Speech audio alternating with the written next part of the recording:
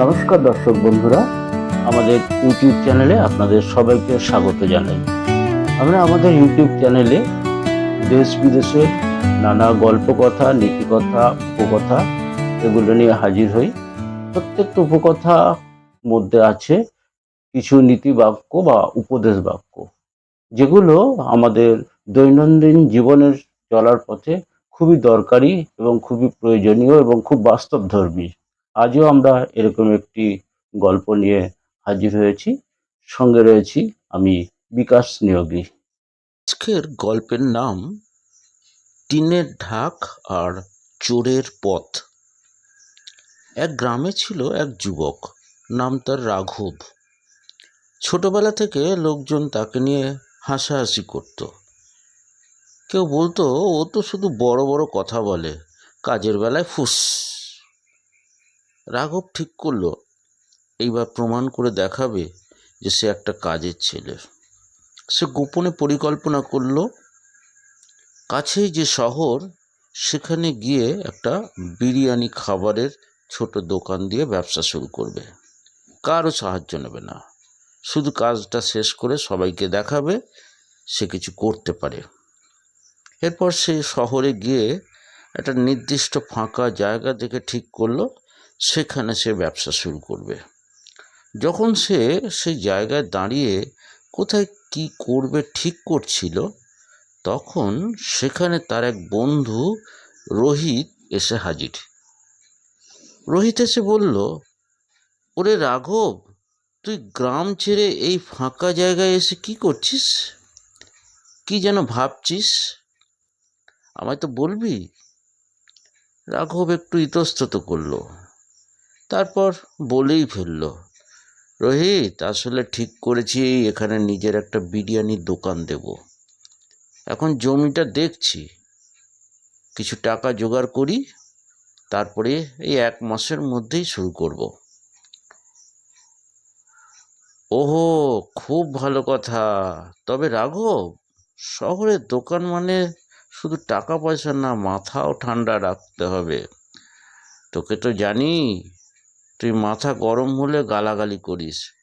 তা চলবি কিভাবে? রোহিত বলল। রাঘবের এই পরিকল্পনার কথা কিছু মানুষ রোহিতের কাছ থেকে জেনে ব্যাপারটা ফাঁস হয়ে গেল। অনেকেই শুনে ফেলল। তারপর শুরু হলো কানাঘুষো। রাঘব আবার দোকান দেবে, শহরে গিয়ে না আবার ভিখারি হয়ে ফিরে আসে। রাঘব এই সমস্ত কথা না শুনে ব্যবসাটি করার জন্য কিছু পুঁজি জোগাড় করতে লাগলো। কিছুদিন পর পুঁজি জোগাড় করে সে যখন শহরের সে নির্দিষ্ট জায়গায় গেল, সে সম্পূর্ণ অবাক হয়ে গেল। কি আশ্চর্য! তার সেই বন্ধু রোহিত তার আগেই একটা বিরিয়ানির দোকান খুলে বসে গিয়েছে সেখানে, বেশ বিক্রিও শুরু করে দিয়েছে। রাঘব রাগে দুঃখে নিজেকে ধিক্কার দিতে লাগলো, নিজের চুল ছিঁড়তে লাগলো। কেন সে তার ব্যবসার কথা আগেই বলে দিয়েছে? কেন সে কথাটা গোপন রাখতে পারেনি? সে হতাশ হয়ে পড়ল। একদিন রাত্রে এক সাধু এলো রাঘবের বাড়ির পাশে আশ্রয় নিতে। বিষণ্ণ রাঘব গেল সেই সাধুর কাছে। তার দুঃখের কথাগুলো সাধুকে বলে কিছুটা হালকা হতে চাইল। সাধুজি তার সব কথা শুনলেন, জানলেন রাঘবের পরিকল্পনার কথা। সাধু হেসে বললেন, রাঘব, সংকল্প হলো একটা অঙ্কুরের মতো। যদি তা অল্প আলোতে ধীরে ধীরে বেড়ে ওঠে তবে বড় বৃক্ষে পরিণত হয়। কিন্তু যদি প্রখর রোদে সেই ছোট্ট চারা গাছটিকে রেখে দেওয়া হয়, প্রকাশের আগেই ঢাক বাজিয়ে সবাইকে জানিয়ে ফেলা হয়, তবে কেউ এসে সেটাকে জ্বালিয়ে গুঁড়িয়ে দেয়। রাঘব জিজ্ঞেস করলো, তাহলে কি কিছুই বলবো না কাউকে? সাধু বলল, টিনের ঢাক যত বাজে তত কানে লাগে, কিন্তু আসলে তো ফাঁপা আওয়াজ। মনে রাখিস, শক্ত কাজ নীরবে হয়, ঢাকঢোল পিটিয়ে হয় না। সেই দিনের পর রাঘব আর কাউকে কিছু না বলে আবার শহরে গেল।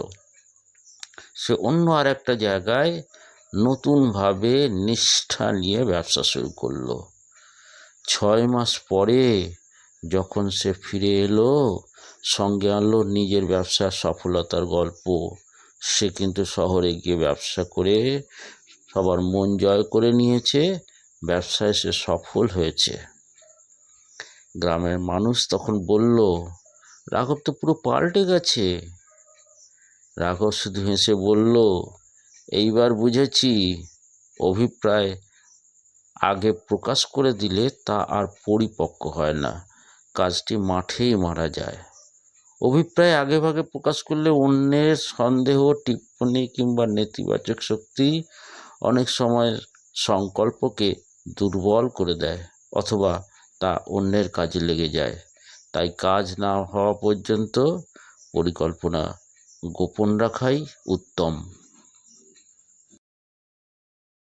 আজকের ভিডিওটি আপনাদের কেমন লাগলো প্লিজ লাইক, শেয়ার, কমেন্টস করে জানাবেন।